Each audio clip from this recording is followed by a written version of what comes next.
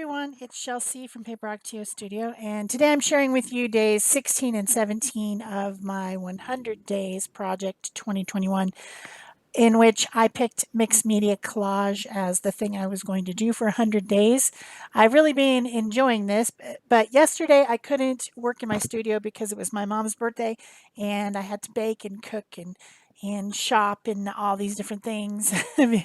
Crazy time. I have three birthdays in the family, like one right after the other, plus Valentine's Day in the middle. So it's been a crazy week last week and this week. But the birthdays are done, and now I'm ready to get back to all the things that I am doing. So I love purple.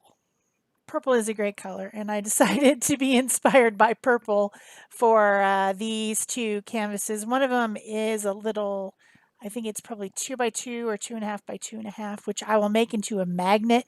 I have some button magnets, and I can glue one on the back of this and make it into a refrigerator magnet. I think that's a great use of these little tiny canvases. And then the other one, I believe, is 4x5, I think. 4x5 maybe, and it is a wrapped canvas. It's got like a 1-inch wooden frame, and I'm still just using the ones that I have. So yeah, I felt purple, so I just started with some mark banking, and I first used a brush pen, my Pentel pocket brush, which has India ink in it, on the first tiny little one, and then I switched over to a Jerry's Jumbo Jet pen in black, which is a oil impregnated charcoal pencil that's really big and fat. And I made my marks on my larger one with that, but then I ended up going back over them with the pocket brush with the India ink because they seemed scratchy. Sometimes I want scratchy, and sometimes I don't, and I just wasn't feeling scratchy. So I went back over and kind of refined the marks with the brush pen after I had made the marks with the Jumbo Jet pencil. Of course, a canvas is by its nature bumpy and woven and textured, so when you use a pencil on it, you do get a different effect than if it was something that was smooth. But all these, I'm pretty much doing all of them on tiny canvases. I think the largest ones are 5x7, and that will be the one you'll see most because I bought a box of 72 of them, a classroom pack of 72 5x7 flat canvas panels to finish up. So I'm still working in some that I already had, and then I sometimes work on the 5x7s, and I had 5x7s already. So that's what I'm planning on doing all 100 days. Today is day 17, so not quite 2/5 of the way, but getting there. So then I have different colors of acrylic paint. I've got like a periwinkle, I've got a lavender, I've got a grayed out purple, and then a more red purple that's a little bit deeper, some white, and some really light pink. And these are acrylic paints in kind of a medium body, and I'm using brushes to apply them to my canvases, and right now I'm doing a little skinny brush, like a little liner brush, and going around my marks with some white, and then I have the layers in the background. With that charcoal pencil that I used, the impregnated charcoal that I used on the larger canvas, I am getting some bleeding. So there is gray coming in to the shapes that are around, like around the shapes. I'm getting gray mixed in with the colors and changing the color of the paint somewhat. I'm not really minding it. It's creating a neutral, which I think is fine. I don't really have a problem with it, but I do keep cleaning my brush. I have this camera zoomed in so that you could really see what I was doing because these little teeny tiny ones are so tiny that if the camera's in the regular position, it's quite far away. But the result of that, and I've had a person complain already, is that sometimes I do go off the screen if I'm like painting the sides or whatever. I pick it up and then I end up going off the screen. It just means I'm painting the sides, people. It's not that big a deal. You see all of the main stuff, but sometimes people just like to complain about whatever little thing. Instead of leaving a nice comment, they decide to leave a complaint about something. And that's just how humans are. So there you can really see that gray coming in there for a second when I was putting the white on to blend. But I'm putting a couple different layers of paint because the first one always looks a little bit scratchy, and then you kind of have to let it dry a little bit and then put another layer on to really get good coverage on a canvas. Also, I end up using my fingers as well at the end to apply another bit of paint to make sure that every little bit of the canvas is covered. I don't like those spotty white spots that you end up getting sometimes when you're painting on canvas with acrylic paint. And it could be that my paint is like more of a student grade. It's not craft paint, but it's not, well, one of them is an Amsterdam expert, so that would be an artist quality. But these others are student, like, when you're a student artist, kind of a medium body paint that students use because it's a little bit less expensive. Art materials are super expensive, and the better quality you get, the higher the cost. So I have a lot of these tube paints that are kind of a medium grade that I like to use for gel printing because they work really great in my area. And craft paint dries way too quick for me for doing any gel printing. There I am just saving the excess paint because I'm done with the acrylic paint. So I'm just scraping it off onto paper to let it dry, and that will become collage papers later. So now it's time for collage. These are mixed media collages, and I really think everything looks better with a little bit of paper glued to it. That's my own personal opinion. I think I get more variation, more interesting pattern. So I'm grabbing out some different little bits from the pile that's on my desk. I have a couple little trays full of scraps on my desk, and I probably at some point should sort them out into my color boxes, but I've just been using them instead, just because they're still there. I've got some bright pink, some blue, some purple, some some that have a little bit of pattern, some that don't have a whole lot of pattern, but I'm tearing them into little teeny tiny bits and adding them as my collage pieces, starting with my larger canvas for today, and then a few days ago, maybe a week, maybe even 2 weeks now, I did a video where I used some die cuts and I saved a bunch of little teeny tiny pieces that you weed out of the die cuts. There was one die cut in particular that had kind of this grid pattern, and all those little rounded rectangles that came out of that, I saved, and I've been having fun with them. But I did finally toss the rest of them today because they are really hard to work with, and some of them have sticky back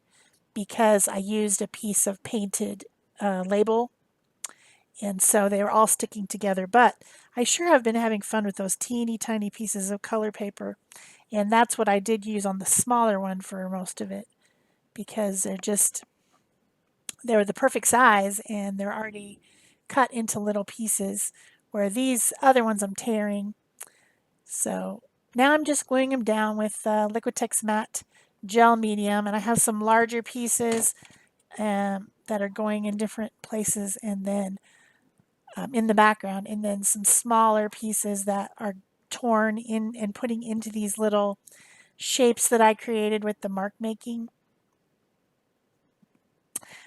I kind of wish that I had done something different. Um, well, I haven't got to that part yet, but I ended up making marks again over the top with my pocket brush, and I kind of wish that I would have blended some of those marks so that they weren't such clear lines. I guess it's really too early to talk about it, but I'm looking at my little canvas and thinking to myself, it would have been cool if I would have used some water to blend out some of that. And I might actually go do it. I might blend a little bit, add a little bit more and blend it out in a couple places before I spray these, because I think it would be interesting and different. But I'm still just gluing. I also have this piece of cardstock that I used a die cut on to cut out letters. And I sometimes like to save those. In fact, I often save them, especially if it's a good color. This is a kind of a eggplant purple cardstock. I do wish it wasn't cardstock. I wish it was a lighter paper, but I can glue these down with Liquitex matte medium pretty well. And I just think that they make really interesting shapes. If you tear it apart, it really doesn't look like letters anymore. It looks like, I don't know, just weird, random, interesting shapes. And so I glued a few of those down on my larger one. Then now I've got these little teeny tiny bits in my dish those are the weeding from the die cuts. So if you are weeding die cuts and you've cut some interesting paper like a gel print or painty paper, you might want to save those little bits and use them in collage because they're fun. Especially if you're doing these teeny tiny little canvases. They're fun and interesting and different. And they fit in these little marks that I've been making. I've been making these line and swirl marks a lot, which just seem to be kind of something that, I don't know, it's kind of a shape that I like to make that I think is pretty unique to myself. I don't see a lot of people making that. Then I glued on a few other bits, scallop bit and another little piece that were purple. And then after that, I added a little bit of tissue paper. This is printed tissue paper, so it has some writing or music on it. It's like a big roll, and I have little scraps of it everywhere because I've torn them off the big roll, and then I didn't use the whole scrap. And I like to glue them over the top of other things because they're slightly translucent. Especially if I get a lot of glue on there, they'll be pretty translucent, and then it gives me a little bit of graphic, but shows what's underneath as well. So that was my collage. I didn't cover the whole canvas. I just put collage here and there. I think it's interesting, and I'm cleaning up all those little pieces. So then the next thing that I did, I made sure everything was pressed down really well and glued down really well, and I gave a dry. And then I am going to add some more color using these mixed media gel sticks that I got from King Art. And it was one of those middle of the night purchases when you're looking at Instagram and you see an ad for something, and there was just so many colors. There is a company called Marabou that makes something just like this, and I think that maybe these are the same. I don't have any of the Marabou ones, but if you've ever used gelato or maybe a distress crayon, they are very creamy. And I do have gelatos, but my gelatos have been hanging around so long that they're now they've lost a lot of the moisture. And so they're not as creamy as these things. And I have them, and there's four sets of probably 12. So that would be 48 colors. And some of them are shimmery or metallic, but most of them aren't. And I just think that it's fun to put it on there. It's a water-based product, but because it's so creamy, I can blend it with my finger before it starts to harden up. And of course, I am going to spray these with sealer, with a spray sealer. I do three thin coats of it over the tops of these, so I'm not too concerned that it's a water-based product. If it was going to get water on it and it wasn't sealed, that stuff would run. But I like to be able to blend it, and I also like to be able to come back in with a baby wipe and kind of pat some of it back after I've, if I think it's a little bit too dark and I want some of the pattern to come back through, I can just kind of pat with the baby wipe, and it brings it back. So that's what I did with like those areas that had the tissue paper. I want to be able to see the pattern and the graphic interest of the tissue paper, but I don't want it to be white. Don't want it to be so obvious. So it was really fun to be able to use the light blue, the light purple, the white, and the dark purple from that set to just kind of enhance the background. Then I came back in with my Pentel Pocket Brush India ink, and then after that a white fine tip Posca pen, which is an acrylic paint pen, to add detail back in. So I did the same thing on this one. I'm doing the same thing on both. So the bigger one is just bigger and it has more interesting collage because it can fit more onto it than these little teeny tiny ones. But light blue, light purple, dark purple, blending over the top. And then on that one, I brought in some kind of another color that's in between purple and pink. There we go. It's like a fuchsia kind of, and added a little bit of that as well, which I didn't on the smaller one. And that's an interesting color. Added a lot to it. And then blending back again with the baby wipe to make sure that my pattern and shape isn't completely covered. And then the Pentel Pocket Brush, and this is where I wish I would have come in with the water brush, and on those outer edges I would blend the black out a little bit so that it's not such a harsh line. And I think I am going to go back, especially right there in the middle where there's a lot of scratchy charcoal pencil. I'm gonna blend that out a little bit. Just trying to get this video done, so I will go back and do it later. And yeah, just some of those little things that you notice after the fact when you're like, oh, I should do that. It'll take me a couple seconds to do it and it will be fine.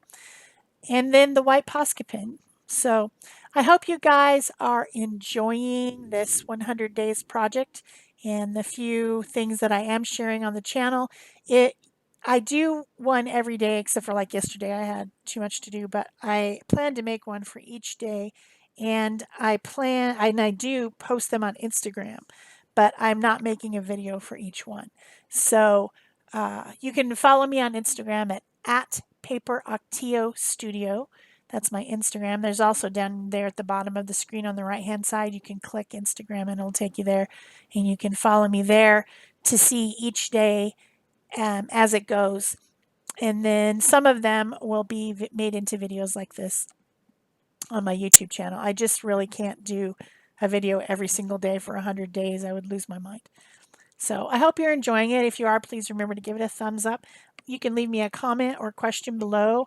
Subscribe if you haven't already, and turn on your notification bells if you want to know when a fresh new video comes out.